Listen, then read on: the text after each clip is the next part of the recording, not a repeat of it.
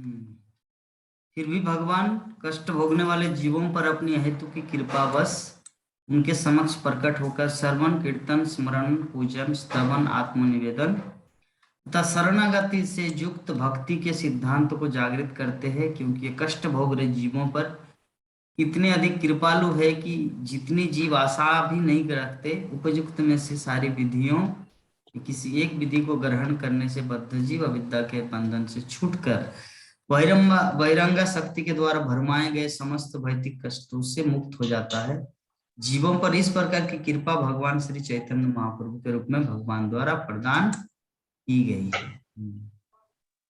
तो इस प्रकार हम लोग देखे कि कुंती महारानी स्टेप बाय स्टेप एक एक करके समझाए कि भगवान किस लिए संसार में प्रकट हुए। तो अभी जो हमारा 35 नंबर जो श्लोक है, 35 नंबर 35 नंबर श्लोक में कुंती महारानी कंक्लूजन दिए कि एक्चुअली भगवान क्यों प्रकट होते हैं कि भवेस्मिन् क्लिश्य मानानम अविद्या काम कर्म भी श्रवण स्मरण आर्हाणि करिष्यन्ति केचन। मतलब कि कुछ लोग का कहना है कि आप श्रवण कीर्तन स्मरणम पूजनम आदि की जो भक्ति है उसको जागृत करने के लिए प्रकट हुए हैं, जिससे भौतिक कष्टों को भोगने वाले बद्ध जीव इसका लाभ उठाकर मुक्ति प्राप्त कर सके। कि भगवान जब तक नहीं आएगा संसार में तब तक को उनके बारे में कोई श्रवण करने के लिए कुछ है ही नहीं, उनके बारे में करने के लिए कुछ है ही नहीं।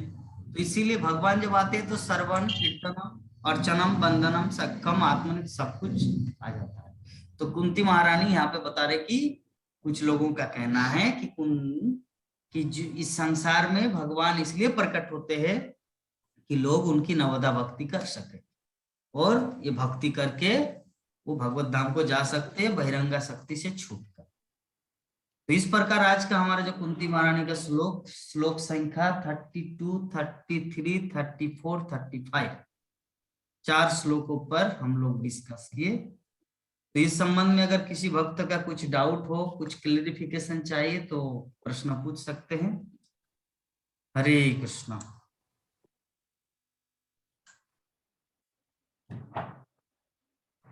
और किसी भक्त का, नंद किशोरी माता जी समझ गए सब कुछ?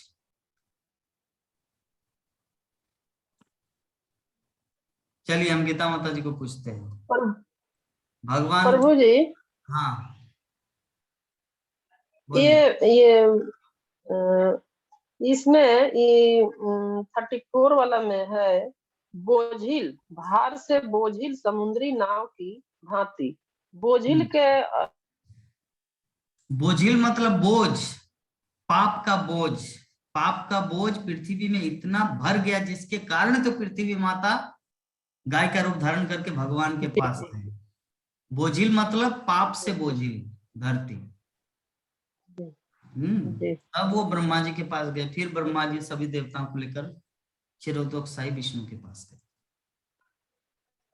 ठीक है। तो गीता माता जी 1 मिनट, चलिए मैं क्वेश्चन कर रहा हूं कि कुंती माता क्या क्या बोले कि भगवान क्यों प्रकट होते हैं, क्या क्या कारण बताए, कुछ लोगों का क्या क्या कहना है। 32 नंबर श्लोक से बताइए बिना देख के मेरी तरफ। यदा यदा ही धर्मस्य ग्लानिर्भवति, मतलब हमारे भगवान जो है हमारे धर्म की संस्थापना करने के लिए, धर्म का नाश करने के लिए, नाश करने के लिए आते हैं, है ना। और अच्छे राजाओं को क्या है, हाँ, सिंहासन पर स्थापित करने के लिए आते हैं। और वो क्या है, पुण्यात्मा राजाओं को सिंहासन पर प्रतिष्ठित करने आते हैं। तो क्यों, मैं प्रश्न कर रहा हूँ, क्यों प्रतिष्ठित करते सिंहा, वैसे राजाओं को प्रतिष्ठित करने से क्या लाभ है? क्योंकि दुखी जो असत्य वाले राजा है, जो अधर्मी राजा है, उससे प्रजा दुखी रहते हैं। हाँ। अगर सत्कर्मी राजा रहेंगे तो प्रजा सुखी रहेंगे। बहुत सुंदर।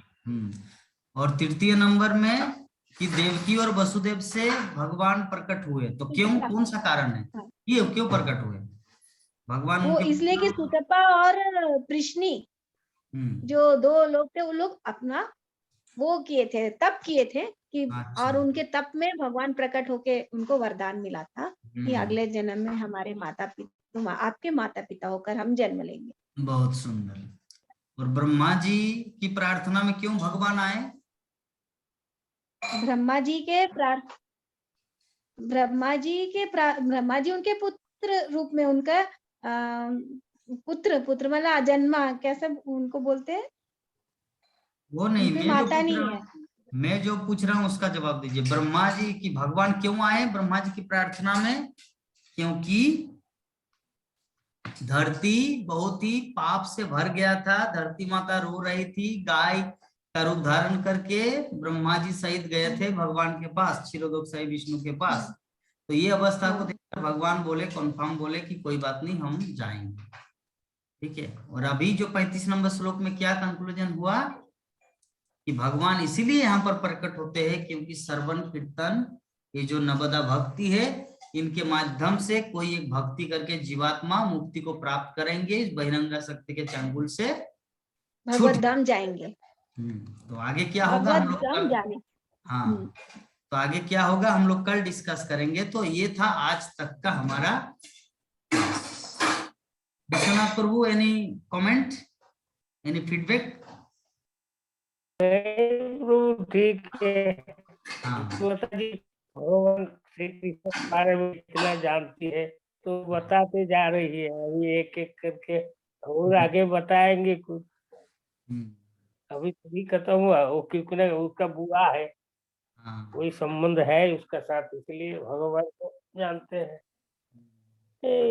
पुण्यात्मा जो भगवान को जान पाते हैं वो इतना सब जानते हैं, पुण्यात्मा वो है। चलिए बहुत सुंदर। तो ठीक है, चलिए हम लोग तो वांछा कल्पतरु करेंगे जब क्वेश्चन आंसर हमारा हो गया। इसीलिए कभी कभी मैं प्रश्न पूछूंगा, कभी गीता माता जी को, तो कभी विश्वनाथ प्रभु जी को, तो कभी नंद किशोरी माता जी को, उसका जवाब देना। अगर आप लोग का कुछ क्वेश्चन नहीं है तो मेरा क्वेश्चन रहेगा। ठीक है, जवाब देना है। चलिए, वांछा कल्पतरुभ्यश्च कृपा सिन्धुभ्येव च पतितानां पावनेभ्यो वैष्णवेभ्यो नमो नमः। हरे कृष्णा कृष्णा कृष्णा कृष्णा कृष्णा हरे हरे, राम हरे राम राम राम हरे हरे। जय जगत गुरु शिल प्रभुपाद की जय। ग्रंथराज कुमार भागवत महापुराण की जय। श्रीमती कुंती महारानी की जय। जय। गौर भक्त वृंद की जय। अनंत कोटि वैष्णव भक्त वृंद की जय। निताई गौर प्रेमानंदे। हरि हरि हरि हरि बोल, हरि हरि बोल, हरि हरि बोल।